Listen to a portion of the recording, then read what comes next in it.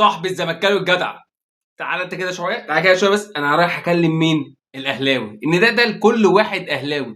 الفرق شاسع قوي بيني وبينك والله العظيم، مش عشان حاجه، بس انا عايزك تشوف كده اللقطه الاخيره في الماتش.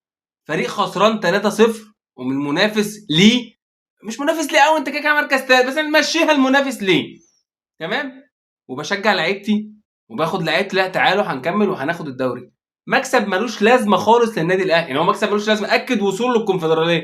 يعني سيبك من الاهلي هياخد الدوري، الكلام ده بكش، ده اعلام بيشتغل على شويه ايه ترندات. فنركز مع بعض شويه، مكسبك ملوش اي لازمه وانا الصفوه.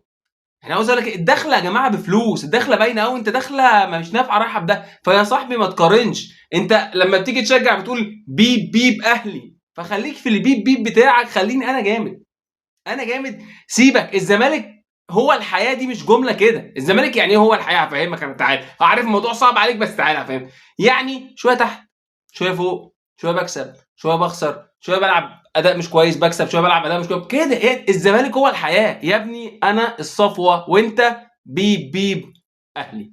سلام عليكم.